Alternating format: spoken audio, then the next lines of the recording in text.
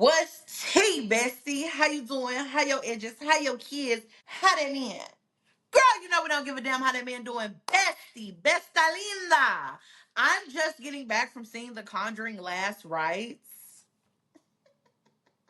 Sister, we gotta talk. We have to talk about it. Now, typically, I'm not a person who watches reviews before going into a movie.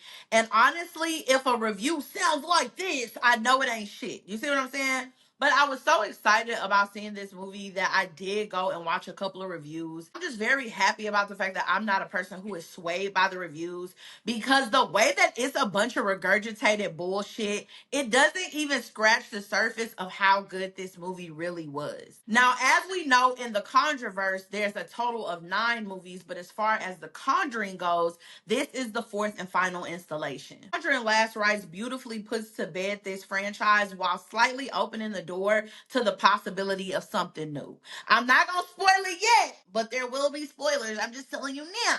So if you have not seen Conjuring Last Rites or you don't know what it's about, in this movie, we meet Ed and Lorraine in the beginning of their career. Lorraine is pregnant with Judy, helping this family fight this entity that's trapped in a mirror. While Lorraine is facing the entity, something happens where she is thrown into labor early and she is forced to have her baby ahead of schedule. Now, Judy comes out and she's stillborn, but obviously our girl Lorraine prays, and after about a minute, little Judy starts breathing again. Now we fast forward up after Ed has had his final heart attack that makes them stop doing anything or helping anybody else, because at this point they just understand that family is the focus and they don't want to do anything to put themselves in danger. We learned in the film that Judy is showing signs that she is clairvoyant, but Lorraine is telling her to suppress those feelings and just push them out. Now, these signs are actually growing stronger for Judy to the point where she almost can't push them out. We find out there's a family that came into possession of the very mirror that started this whole saga. And obviously, the mirror is still very much possessed.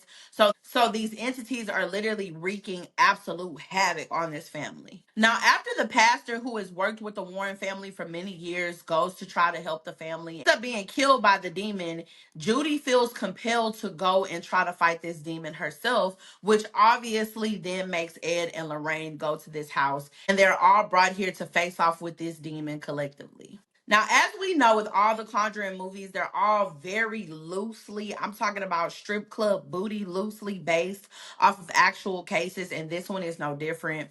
This one is based off of the Smurl family, and this haunting took place in like Pennsylvania. And honestly, this movie uses a few of the bones of the actual case itself, like for instance, the dog being thrown against the wall and the way that the entity was inappropriate with the family members. These are all claims from the Smurl family. Outside of that, The Conjuring Last Rites really takes its own liberties. And that's the thing that I truly enjoy about these movies is, yes, it's kind of sort of based off of true events, but really it's a world of its own. There was also a bit of symbolism in this movie that I truly enjoyed, obviously using Annabelle to remind us not only that Judy never got down with dolls, they were never her thing, never her bag, but also the way that it was very symbolic of the fact that Ed and Lorraine really still saw Judy as a child. Instead of Lorraine embracing her power and teaching her how to harbor it, she literally raised her to push it out and just ignore it. And then when we met Judy's boyfriend turned fiance, Tony, when Tony went to do the respectful thing and asked for Judy's hand in marriage,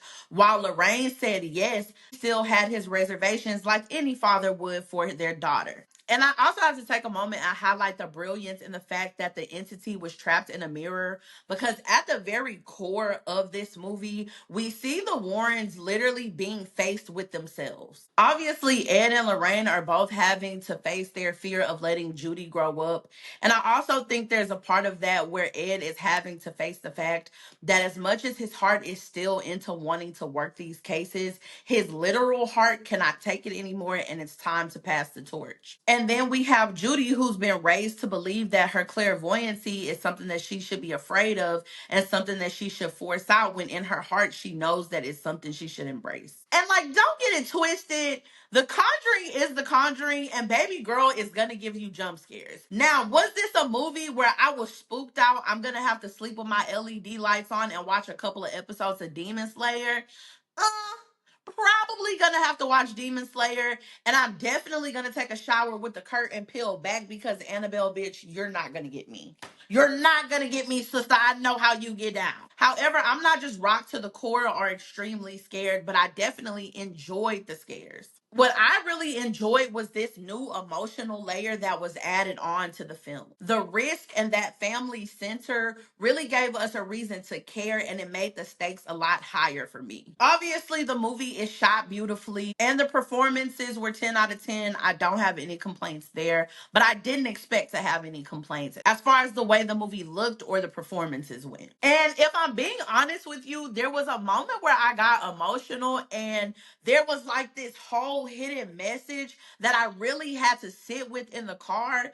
And it's so crazy because I never thought I would find myself crying behind The Conjuring. But I'm gonna throw you this message and I hope you catch it. Now, at the height of this movie, when everything is going down, I'm talking about the devil is trying everything. He is quaking and shaking, he is popping and bopping. And it really looks like all hope is gone. But let me tell you something about the God I serve. You see what I'm saying? I don't know about you, but I'm gonna tell you about me. The way that no weapon formed against them shall prosper. As that mirror was moving forward and Lorraine saw that Ed and her on their own weren't strong enough, she went to her daughter and she told her daughter, don't look away. Because at the core of all the Conjuring movies, all of these entities feed off of fear. So everybody's edges that they were tearing up throughout all of these movies is because of the fear that these demons were feeding off of. So the second that she told her daughter, oh baby, have no fear. You see what I'm saying? Have no fear because the one who saved you is here. And my good sis Judy put her hand on that mirror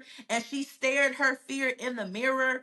Her father, and her mother, the Father, the Son, and the Holy Spirit. And she told her, baby, look, it ain't nothing you can do here. It ain't nothing you can do here. That demon couldn't do nothing but go back to wherever the fuck he came from. Listen!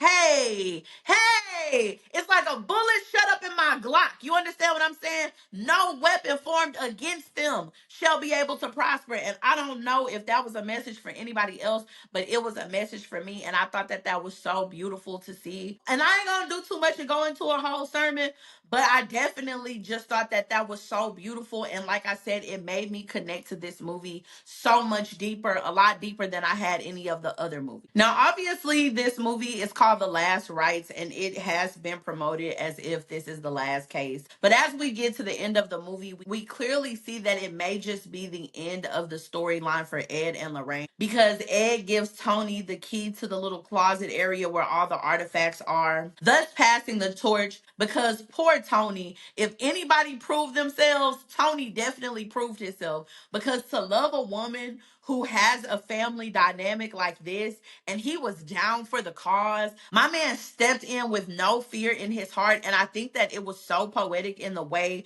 that we learned that Tony was a police officer and he retired early from the force because of the fact that when he went to go and apprehend a suspect, the guy pulled out a gun on him and literally pulled the trigger, but because of a malfunction in the trigger, it didn't go off, and that's what spared his life.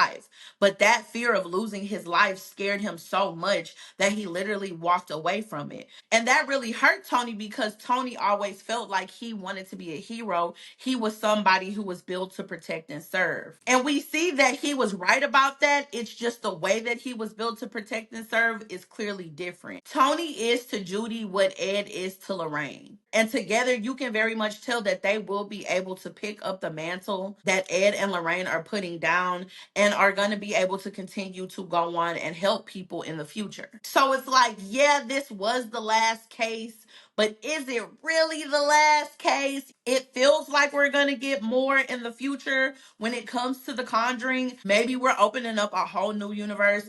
I'm not really sure, but I'm excited to see because the way that it ended, it just feels like there's more to the story and they're not done yet.